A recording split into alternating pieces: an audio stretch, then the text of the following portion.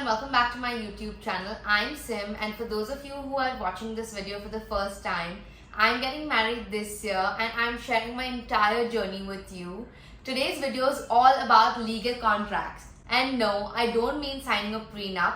What I mean is ensuring that you have an airtight contract with the hotel you're having your wedding at. So if you're a bride-to-be, or you know someone who's getting married, or you're in a serious relationship, make sure you subscribe to my channel so you have all the useful information before you get married.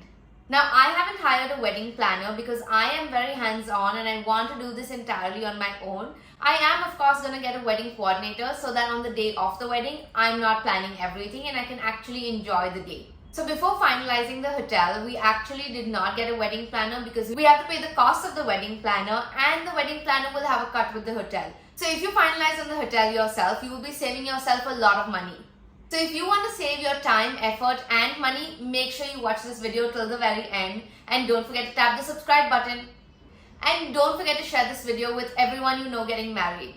So the most important clause your contract needs to have is a cancellation or a postponement clause. In case the relationship goes sour, in case the flight is not able to take off from your city to another city. And no, I only mean commercial flights, no private jets, in case there's another COVID outbreak, in case of a death of an immediate family member. I know none of us really want to think about these things when we're so excited and ready to sign a contract and planning a wedding. But these are all things that we should consider to ensure that we don't waste our money.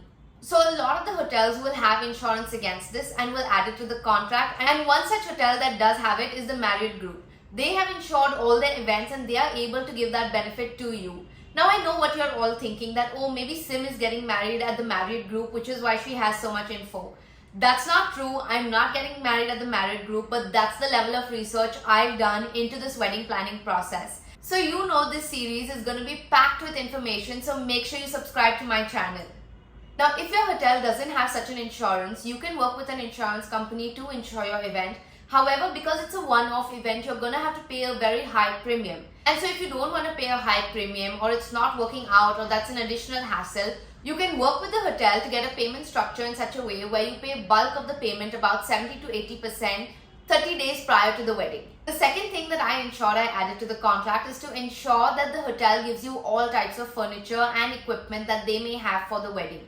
Now I know this is not as big a deal as the first point, but this will help you save a lot of hassle and cost, because your decorator needs to bring additional furniture such as chairs, tables, structure of the stage. It's just going to be a lot of additional effort and cost for the decorator, which will eventually be passed on to you. So if you want to save your money, make sure you add this clause where the hotel will give you the structure of the stage, all sorts of furniture and any decor items which are movable in the hotel.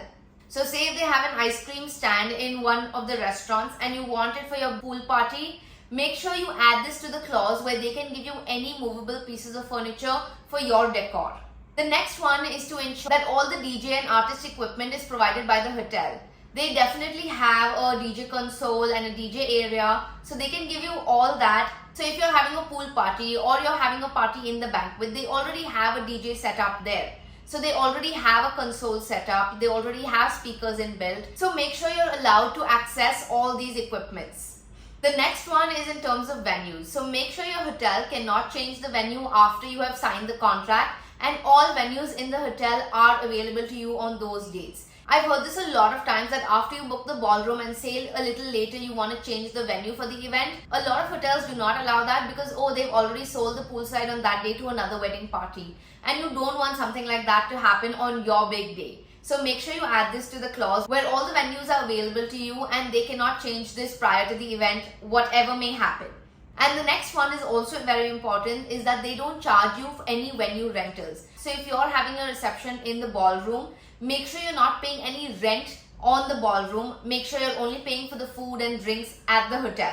Then for all the hotels that are allowing you to bring your own alcohol, it's very important to understand what your corkage includes. In addition to just being allowed to bring your own alcohol, does your corkage include garnish, bartenders, all the bar setup, all sorts of soft drinks, and list out all the brands that there are in terms of soft drinks as well, be it Coke, Pepsi, because a lot of hotels are only serving Coke and only serving Pepsi and not serving Red Bull. So make sure you include all of this in your definition of corkage. So another thing I noticed with a lot of hotels is that they don't include fresh juices in corkage. And it's sort of understandable that you can't have freshly squeezed watermelon or orange juice for all 500 of your guests, especially in a bar setup. It's not even for breakfast. So this is something you can get away with. But if the bride or the groom are someone who really enjoy their vodka with watermelon juice or vodka with orange juice and you prefer fresh juices, make sure you add this to your contract as well. Another big one is to have mixologists and bartenders as a part of your corkage so that you don't have to pay for additional manpower or bartenders at a wedding. And I assure you, finding a good bartender is going to be a lot of effort and a lot of money. So make sure you add this to your corkage definition in the contract. Now the next one may seem sort of trivial, but I can assure you that it adds to a lot of hassle, chaos and money that you will be spending at the wedding, is to ensure that you have free ironing for all your guests. Just imagine your guests come, they're carrying all Indian outfits and your wedding planner, wedding coordinator or you have to sit and coordinate with each and every guest for their outfits daily. It would blow my mind if I or anyone else I hired had to do that. So make sure this is added to your contract where all guests get free ironing for all their outfits. So you can give them an estimate saying that okay, there are 2 events per day, so you're going to get 4 to 6 outfits per room, because usually men don't iron their clothes. So you can give them an estimate and ensure this is added into your contract.